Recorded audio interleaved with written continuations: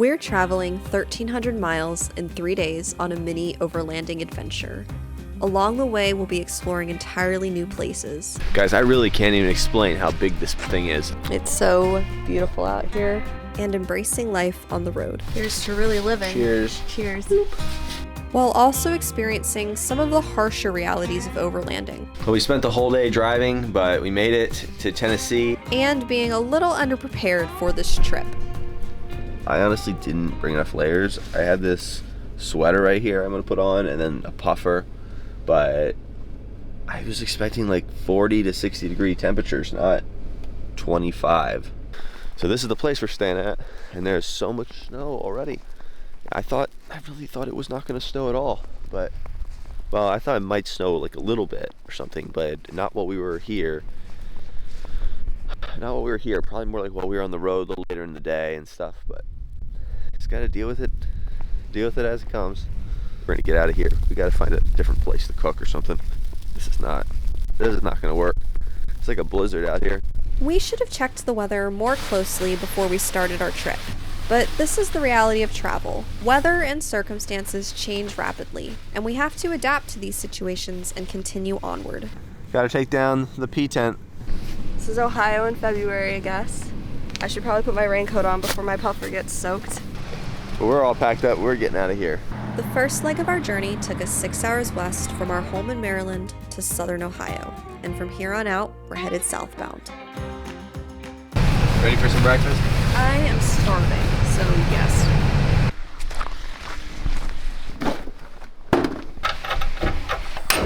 I'm really grateful to find a pavilion like this that we can cook our breakfast in. It would have been terrible having to do it in the snow. This is gonna be. There probably are some Airbnbs around here that Levi Kelly has reviewed, because I think he's reviewed somewhere. There's you can a lot. just drive right to Hocking Hills, right?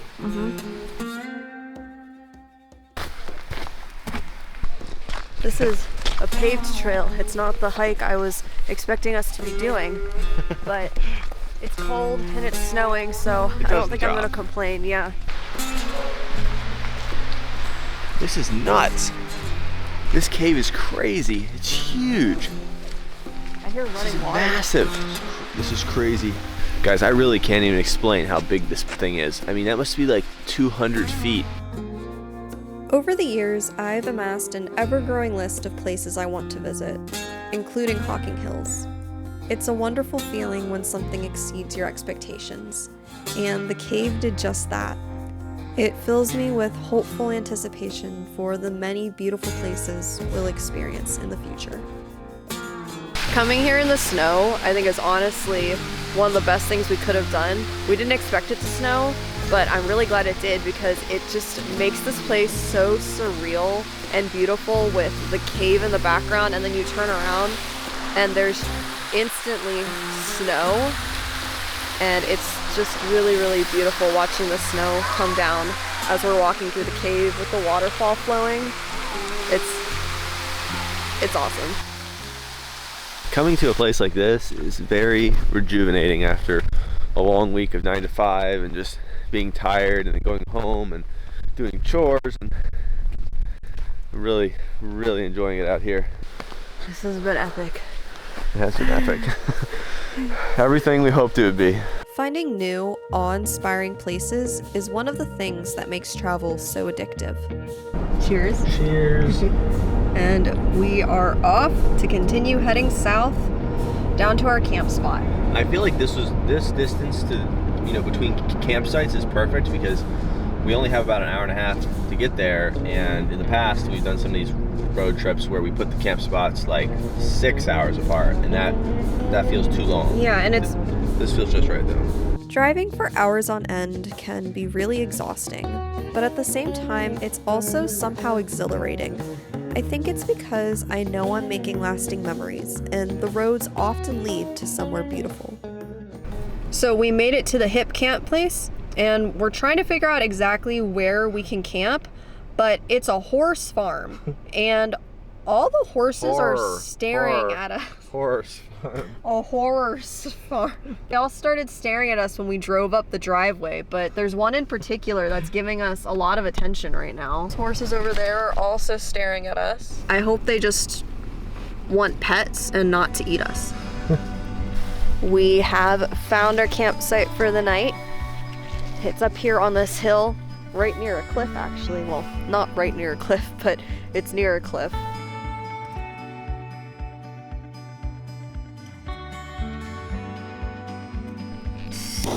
On a lot of our trips, it's really hard to start a fire. You guys remember that trip where we did alongside the river while we were camping on the island? That was terrible. I'm really hoping that tonight we'll be able to easily start a fire. This is really a nice change of pace out here from this morning when we got up, got out of our tent, and it was snow all over the ground, snow all over the tent, and we had to bundle the tent up and throw it in a trash bag in the car. And now we're in like 40 degrees, nice, calm, no wind.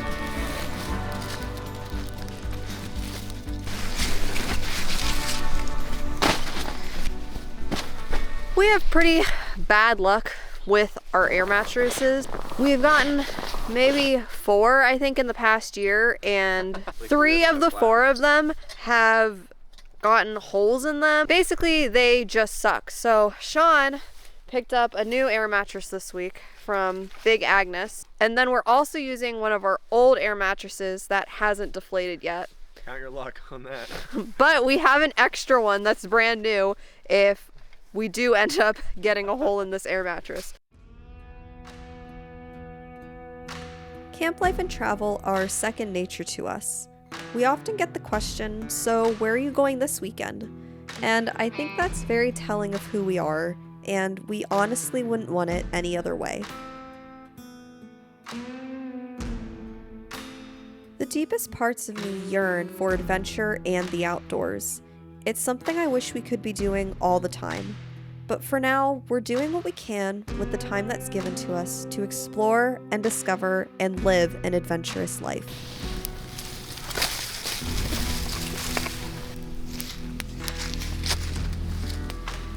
So we don't have like a camp table or anything, so we're going to just use the stove on the ground. We need a camp table, don't we, Emma? Yeah, that should be one of the next things on our list of things to get.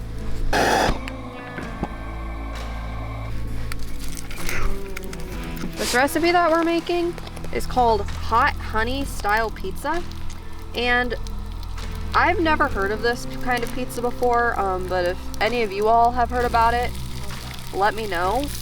Time in the outdoors, eating good food, and spending it with others is deeply rejuvenating.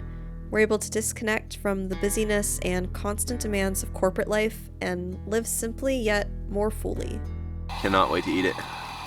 So greasy though. Oh my god, but it was worth it. What? So we are all cozy in our tent and ready for bed. We had a really good dinner and we hung out by the fire and had some hot chocolate, but we are super tired, so we're gonna go to bed and we'll see you all in the morning.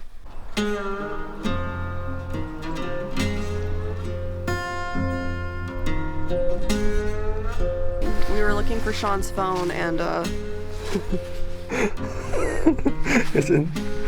It's buzzing inside the bag. I accidentally wrapped it up when I was packing up the sleeping bag. We're making egg scramble this morning, but it looks very similar to our egg burritos yesterday. It's almost the exact same ingredients, but we're just not putting it in a tortilla. So I guess we're having the same breakfast 2 days in a row. One of the challenges of this overlanding trip is that we're short on time. With only 3 days to explore and set destinations, our plans have to be a little bit more strict than we'd like. But we're embracing the time that we have on the road and anticipating all the adventure that awaits. Well, we made it to Daniel Boone National Forest and we're going on a hike. Part of the excitement of adventuring is its unpredictability.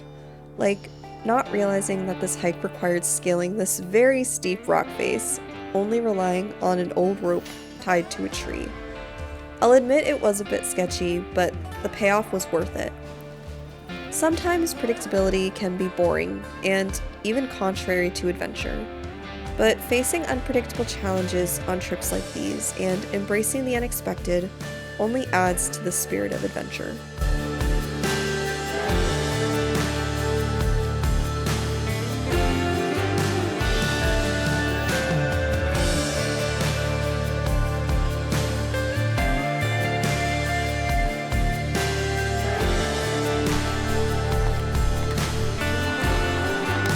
For our last night on the road, we decided to take a little break from camping. Go inside, see what's here. Let's hope it's unlocked.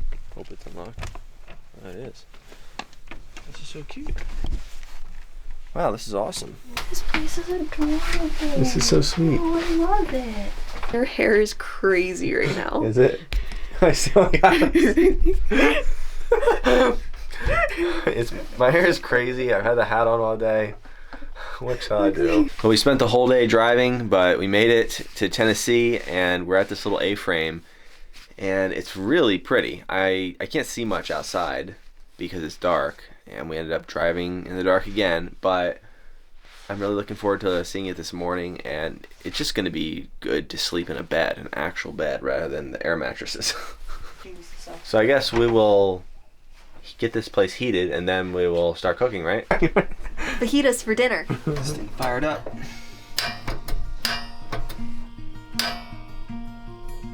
There's this remark Sean's grandfather would make whenever he was eating really good food. He would say, "We're really living." Staying at this cozy A-frame at a small farm in Tennessee is a sweet reminder to appreciate the simple pleasures of life and not take anything for granted. Here's to really living. Cheers. Cheers. Crackling.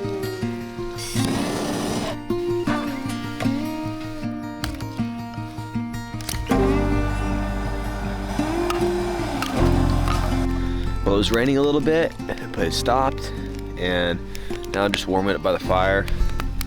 Emma's up there getting things cleaned up, and I think we're gonna close the cabin actually, because we can close that whole awning that pops out, and then we're gonna make some hot chocolate once we're inside, and we're kind of getting it warmed up with a heater and stuff.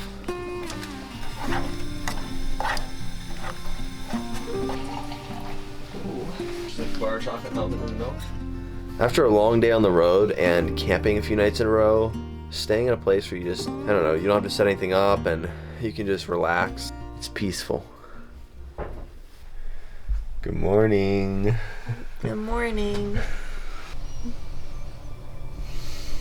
Oh, there was no one gold. Today is a beautiful morning. This view of the mountains here is awesome. Couldn't see that last night when coming in here. There was like a silhouette of the mountains, but this is pretty awesome. Hey, buddy. It's so beautiful out here. When I come to a place like this, I just wish I didn't have to leave. Like, we could just stay here for a few days and just hang out. But we have to go, get back on the road. We have a lot of hours of driving today. Hi. Hi. Oh my gosh, he's so precious. So this is the current reality of living in our truck. Things are just kind of everywhere, piled up with no sense of organization. So if any of you guys have any recommendations on how we can better organize our truck so that we actually have useful space and we can actually pull stuff out without everything else falling out while we're trying to get something, we would really appreciate that. So let us know if you have any ideas or if you have any storage hacks that you use when you're traveling.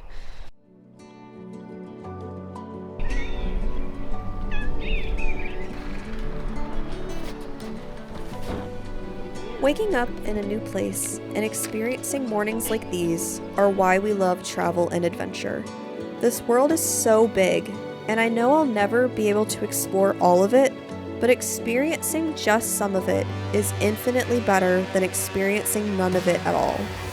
So we will continue to travel, explore, and adventure in any way that we can for as long as we can, because it's moments like these that make life worth living.